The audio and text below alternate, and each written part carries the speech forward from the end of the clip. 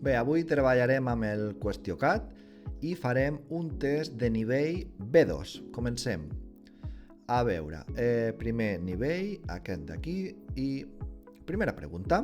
He pegat amb el para-xocs al cotxe de darrere, para-xocs i darrere, o para-xocs i darrere. Quina és l'opció correcta? Bé, l'opció correcta és aquesta d'aquí, la segona, para-xocs i darrere. Per què aquesta opció és la correcta? Bé, para-xocs es posa el guió perquè, et diré un truquet, perquè segueix o compleix aquesta regla. Si tenim una paraula composta que acaba en vocal i la segona paraula diguem que comença amb R, S o X, doncs hem de posar el guió. Sí? Recorda, la primera paraula acaba en vocal i la segona comença amb R, S o X, hem de posar el guió. I després tenim darrere, que és la paraula, no?, que toca amb el cotxe de darrere. Bé, seguim a la número 2. En Carles no està gaire fi del pàncreas o pàncrea. Bé, la resposta correcta és pàncreas. Aquí tenim, la marco, aquí tenim una paraula que és esdrúixola. Si separem les síl·labes, tenim pan, cre, es. I la tònica, pàncreas. La tònica va a la antepenúltima. La última no, la penúltima no, l'antepenúltima. I com que les paraules esdrúixoles s'accentuen totes, per això pàncreas l'hem d'accentuar. A més, ja saps que la A sempre va oberta, al contrari del castellà. Bé, seguim. L'orquestra ofereix un concert simfònica solidari, simfònica amb N, solidari o simfònica solidari. L'opció correcta és la tercera, simfònica solidari. Al final, això és lèxic. Orquestra simfònica va amb M i solidari perquè és masculí, concert solidari. Bé, seguim. Pregunta 4 de 15. Na Mireia va ballar tota la nit com una què? Com una baldufa? Com una campana o com una cuca? Pregunta de lèxic, de vocabulari. Quina creus que és la correcta? La correcta és baldufa. I ara diràs, David, què és una baldufa? Una baldufa, en castellà, és una peonza. Sí? Una campana, ballar com una campana no té molt de sentit, i ballar com una cuca, ja saps que un cuc és un gusano, no? Bailar com una gusana tampoc té molt de sentit. Bé, així que ens quedem amb l'opció baldufa com una peonza. Bé, pregunta 5 de 15. Us en podeu anar quan vulgueu o quan vulgueu. Tenim aquí un present de subjuntiu i dues opcions. El verb infinitiu seria voler, s'escriu amb bo, però quina és la bona? Amb bo o amb bu? La resposta correcta és la segona, amb bu. Tenim aquí una irregularitat. Recorda que per veure i aprendre tot això a la classe 19 del curs de B1 que trobaràs a profedecatalà.com, recorda, classe 19 del curs de B1, allà explico amb un vídeo teoria i exercicis autocorrectius tot el present de subjuntiu amb aquests verbs també irregulars. Entra i ja veuràs quin curs més complet que tenim. Bé, seguim. Pregunta 6 de 15. Seguiu senyal per arribar a fores del poble. La senyal als afores del poble, la senyal a les afores del poble o el senyal als afores del poble. Bé, aquí tenim dues paraules que van al contrari del castellà.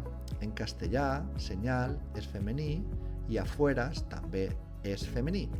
Deim la senyal i les afueras. Però en català és tot el contrari, són masculines. Així que, clar, no pot ser la senyal, ni la primera ni la segona, és aquesta opció d'aquí, d'acord? I aquí tenim arribar a els afores, és una contracció, sempre arribar a, i després tenim els afores, i a més els fa als. Per això pregunta 6, aquesta és l'opció correcta. Seguim a la pregunta número 7, 7 de 15. He oblidat el mòbil a casa. Tot el dia he pensat si algú em deuria d'haver telefonat, em deu d'haver telefonat o em deu d'haver telefonat. Quina creus que és la resposta correcta? Estàs confós? Bé, doncs ara t'explicaré una norma i a partir d'ara ja ho faràs sempre bé. La resposta correcta és la segona, em deu d'haver telefonat.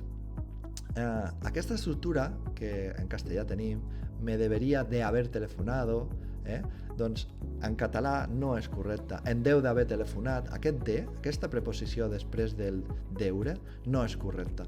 Així que posam el verb i l'infinitiu. Pregunta 8 de 15. Per condimentar la carn hi posarem mostassa, C trencada i açafrà, dues S's, mostassa i safrà o mostassa i safrà. Bé, la resposta correcta és sense C trencada. És aquesta tercera opció, mostassa i safrà. Ja saps, mostaza i safrà és azafrán. És una pregunta de lèxic. Seguim, pregunta 9 de 15. La dentista m'ha recomanat que empri un col·lutori o m'ha recomanat que empri un col·lutori? Bé, aquí una altra pregunta de lèxic. La resposta correcta és recomanar, del verb recomanar, amb va. No has de confondre amb el castellà, que seria recomendar, amb B, però no. En català és recomanar. Seguim a la pregunta 10 de 15. Si tens el cotxe avariat, et deixaré el meu i t'ho deixaré. Bé, aquesta pregunta jo crec que pel B2 està regalada. És el pronom et. No t'has de confondre amb aquestes opcions. Pronom et. T. Pregunta 11 de 15. En Gustau es va llicenciar en Història després d'haver estudiat un llustre, llicenciar il·lustre o llicenciar il·lustre. Bé, la resposta correcta és la segona, llicenciar il·lustre. També pregunta de lèxic, llicenciar amb doble L, sí, i il·lustre s'escriu d'aquesta manera. Pregunta 12 de 15. El menjar del restaurant en el que vàrem anar ahir va ser exquisit, al que vàrem anar ahir va ser exquisit o on vàrem anar ahir va ser exquisit. Bé, la resposta correcta és on, perquè aquestes expressions en el que o al que venen del castellà i les posen per veure si tenim clares quina estructura hem d'utilitzar. Bé, seguim, ja estem acabant. Pregunta 13 de 15. No m'agraden ni espinacs ni llegums. Els espinacs, les llegums, els espinacs, els llegums o les espinacs i els llegums. Bé, abans havia sortit una paraula que canviava el gènere respecte al castellà. Aquí passa igual. En castellà són les espinaques i les legumbres i en català és masculí. En castellà és femení, aquestes paraules són femenines i en català són masculines. Són els espinacs i els llegums. Així que la segona opció seria la correcta. Passem, pregunta 14.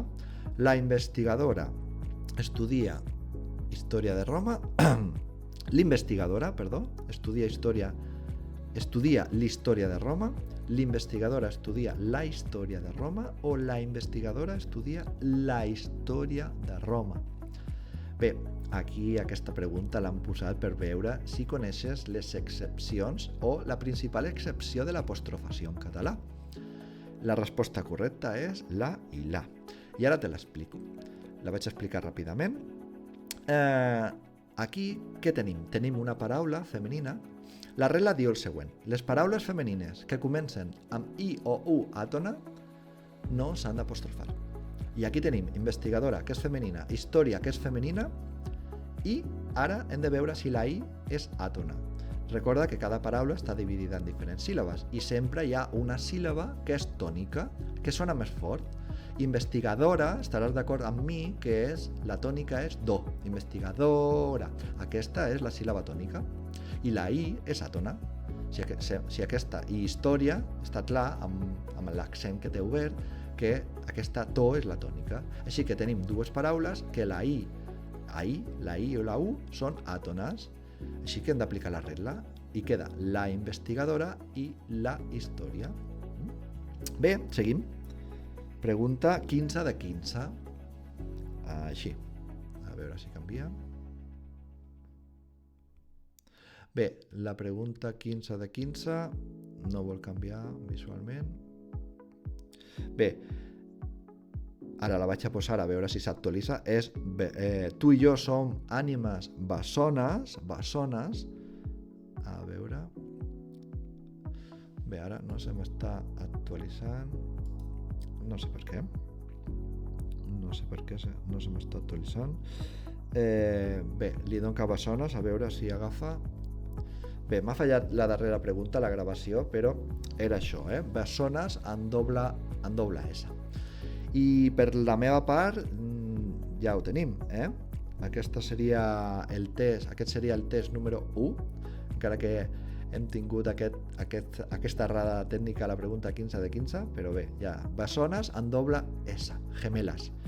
I res més, ens veiem al següent vídeo. Recorda que a profedecatalà.com tens tots els cursos per aprendre totes aquestes regles que jo vaig explicant als tests i poder-les practicar i amb vídeos passa a passa. Bé, que tinguis bon dia. Ciao, ciao!